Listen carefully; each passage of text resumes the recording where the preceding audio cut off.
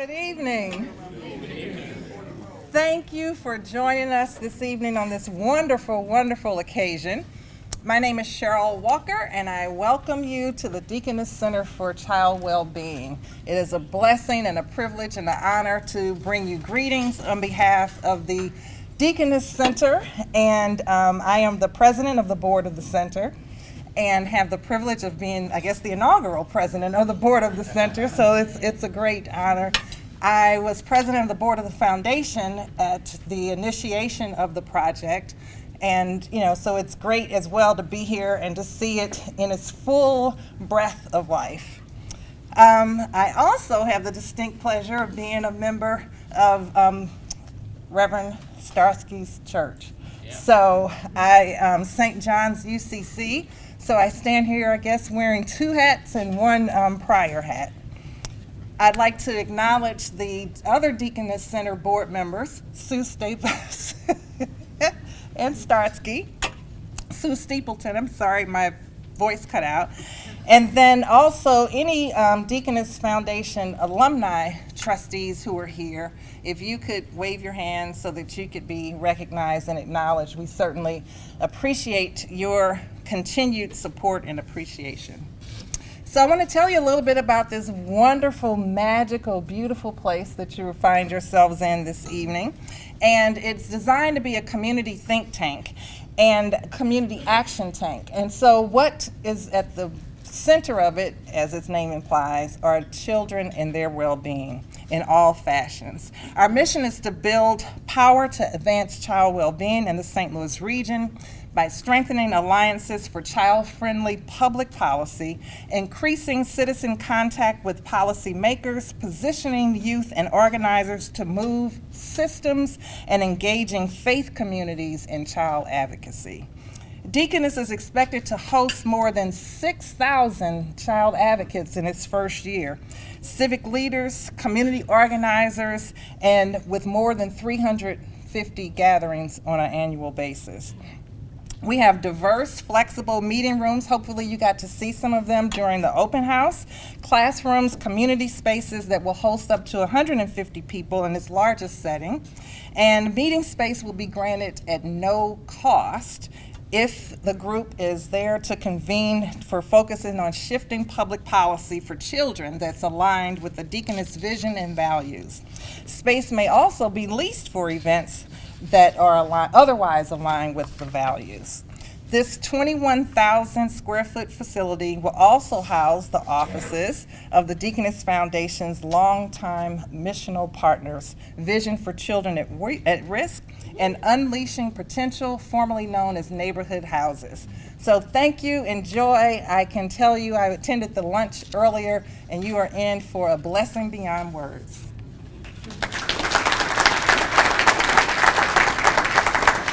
Hello, I'm Jeff Davis, and I'm when I'm not Cheryl Walker's bodyguard. Senior partner at Fleischman Hillard Communications Agency. I'm the board chair for the Deaconess Foundation. I am a member of Peace United Church of Christ in Webster Groves. Everybody from Peace, raise your hands. Good job.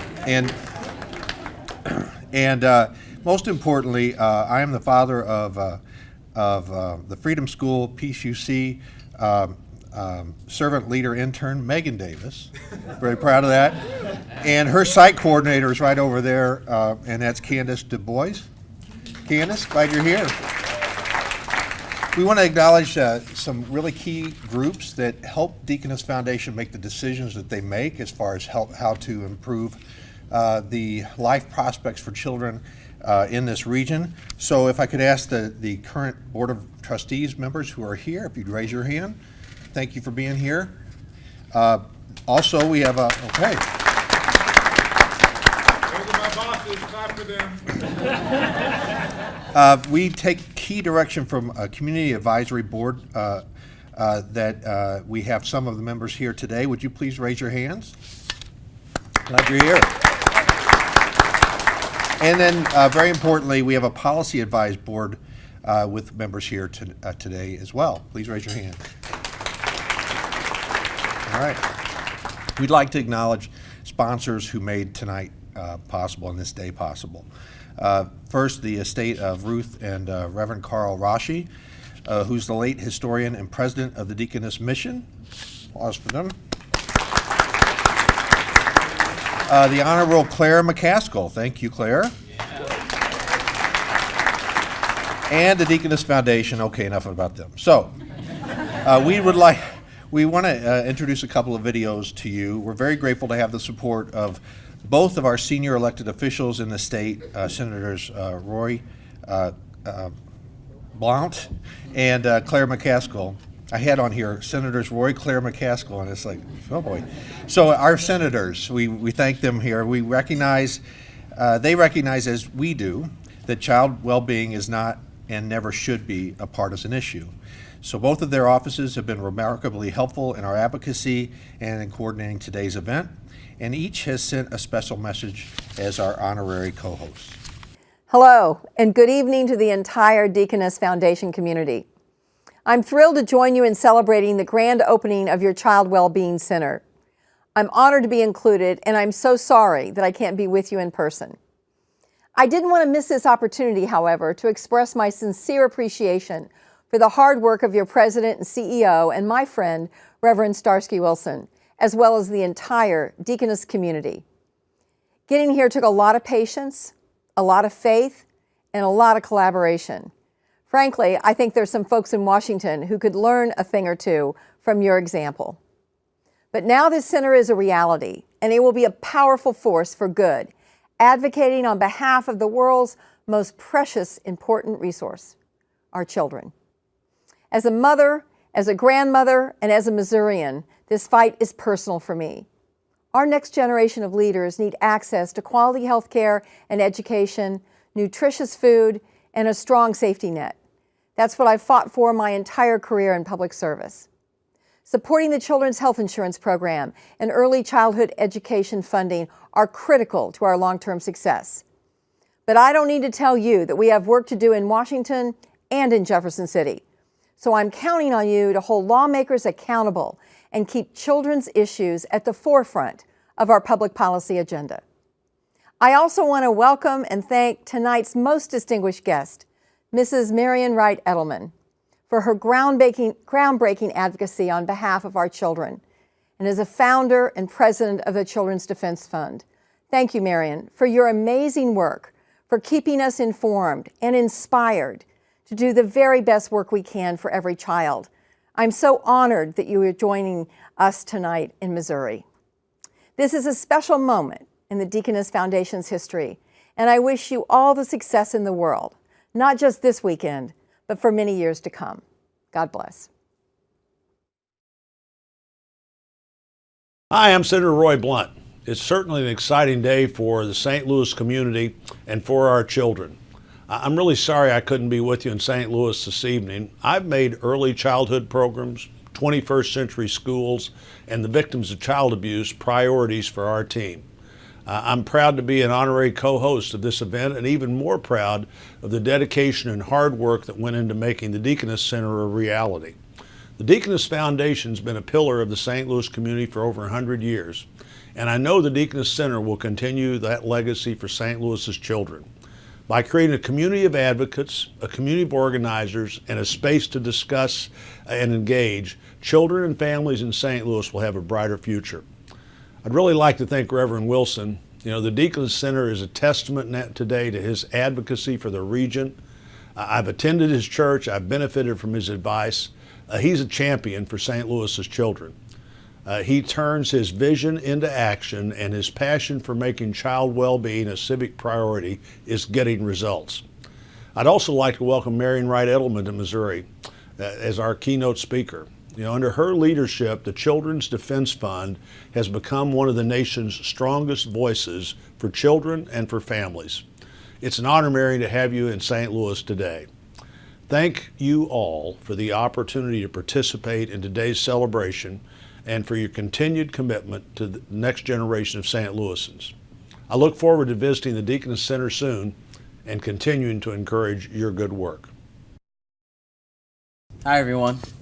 I'm State Representative Michael Butler. I represent the 79th District, so welcome to the City of St. Louis 79th District and the 5th Senatorial District. I'm here on behalf of the Missouri Legislature. I'm the chair of the Missouri Democratic Caucus in the House, as well as I'm here on behalf of the Deaconess Foundation. I'm the Deaconess Policy Advisory co-chair of the Policy Advisory Board. And if you can't tell, I'm pretty nervous. Not just because I've got to follow Claire McCaskill, but also because there are two leaders in this room tonight that have poured into my career, into my future, and into me as a leader. And I'd just like to acknowledge them before I acknowledge our elected officials in the room today. And that first leader is Reverend Starsky Wilson. Reverend Wilson, I met him when I was just a staffer in the Missouri Legislature. And he's a lot of things. He has a lot of titles. What he told me when I first met him, he calls himself a street preacher. And if there's one thing that this building means today is that the Reverend has left the top pillar of the Metropolitan Square building, and he's come back to the street. And we really enjoy having him here, and we really look forward to what he's able to do back on the ground. And the Reverend Wilson has been a mentor. He's coached me. He's helped me in many ways, and it's been a blessing. He's successful. I can call him and ask him for advice, and that's a blessing for a young leader like me.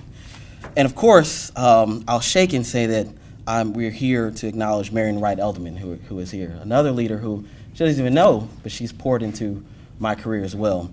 In the spring of 2008, the Children's Defense Fund, and they do this every summer, they host a Young Advocates leadership training at the Haley Farm in Clinton, Tennessee. And in 2008, I was one of the leaders at that leadership training. And they hosted about leaders from HBCUs from across the country for a 3-day intensive summit that had us talking about issues from our communities in school as well as back home. And I can never forget conversations about the difference between education empowerment or economic empowerment. And as a business major, clearly I spoke for economic empowerment. But at the end of the conference, we learned that they're both necessary. There's no need for a competition. And I always will remember the fact that Marian Wright Edelman was present at the leadership training. And even the short time we got to spend with her allowed me, for the first time in my life, to have someone so prominent and so recognized to be available and accessible to us as young leaders. Mrs. Edelman, I stand before you. I stood with you then as a 21-year-old senior at Alabama A&M University and SGA president, and today I stand before you as a 32-year-old senior legislator and a member of leadership at the Missouri House of Representatives.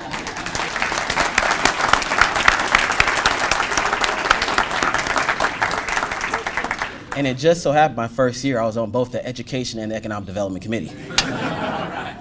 So this moment is very special to me because what I realize is that in this space, the next generation of young leaders will be taught.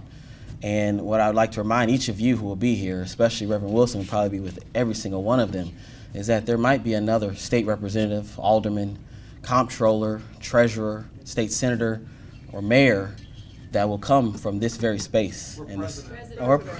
Well, I'm sure that we will make a better president. I hesitate to put that in there because I'm sure. So with that, I am tasked with acknowledging our elected officials that are present, and one of them may be the next president, hopefully. And we'll start with the Honorable Darlene Green, who is a comptroller of the City of St. Louis. We ask that you please stand.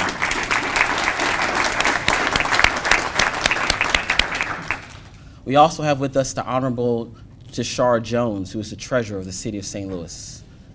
She had to step out. She's a very busy woman. She's a very busy woman. And next we have the Honorable Jamila Nasheed, State Senator for the 5th Senatorial District, which you are all here today. We had RSVP'd, and her spirit is with us. I believe she's maybe still out of town. The Honorable Cora Faith Walker, State Representative, who shares this day with us today. Please give her a round of applause. She will be an advocate for us. And lastly, I'd like to acknowledge the Honorable Charlie Cooksey, who is a member of the St. Louis Public Board of Education.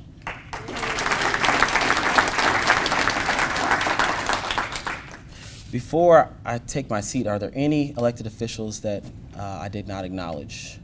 You know how those politicians love to be acknowledged.